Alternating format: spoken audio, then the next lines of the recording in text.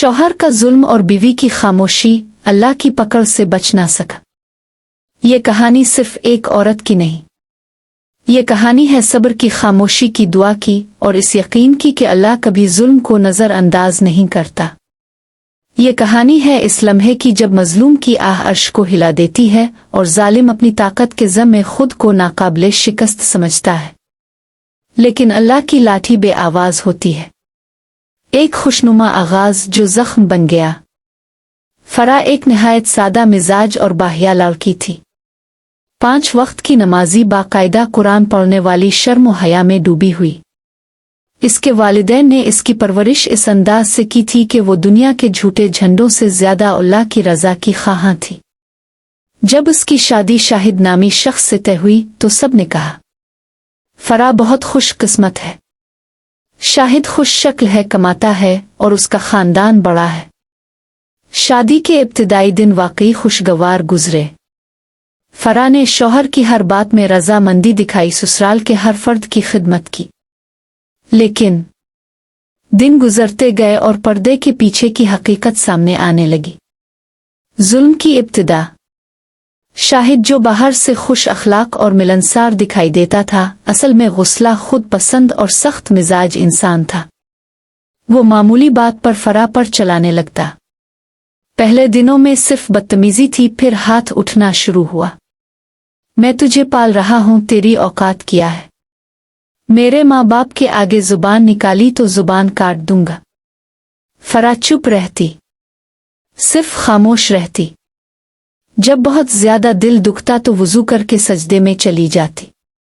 इसकी जुबान पर सिर्फ यही दुआ होती, अल्लाह मुझे सब्र दे और इंसाफ कर। ताव सब कुछ देख रहा है। सब्र की इंतहा। शाहिद का जुल्म बढ़ता गया।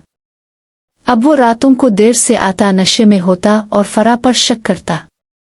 अगर फरा किसी महीने बीमार हो जाती तो शाहिद कहता, तुम झूठ बोल रही हो, मुझसे बचने का बहाना बना रही हो। फरा के माँ बाप गरीब थे। वो अपनी बेटी के दुख सुनकर सिर्फ इतना ही कह सकते थे, बेटी सब्र करो। हर घर में ऐसे दिन आते हैं। फरा माँ बाप को कुछ ना बताती थी। वो जानती थी कि वो कुछ नहीं कर सकते। अल्लाह के दरबार में अर्जी। एक रात बहुत सख्त थी। शाहिद ने फरा पर शदीद तशद्दुद किया। चेहरा सूज गया, होंठ फट गया, बाजू नीला हो गया। इस रात फरा चुपके से उठी। सब सोते थे। इसने वुजू किया, जाए नमाज बिछाई और अंधेरे कमरे में सजदे में गिर गई। ए मेरे रब, अब मैं सिर्फ तुझसे फरियाद करती हूँ। कोई नहीं सुन रहा, लेकिन मुझे यकीन है ताव सुनता है। इसकी सिसकियां अर्श को हिला गईं। वो घंटों सजदे में रही। अल्लाह की लाठी हरकत में आई। अगले दिन कुछ बदला। शाहिद दफ्तर से वापस ना आया।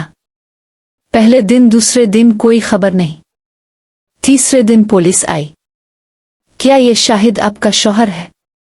हमें एक लाश मिली है सड़क किनारे। गाड़ी से टकराकर हलाक हुआ। फरा की आंखें फैल गईं, सांस रुक गई। शाहिद मर गया। अंजाम जालिम। तहकीकात से मालूम हुआ कि शाहिद एक औरत के साथ नाजायज ताल्लुकात में था।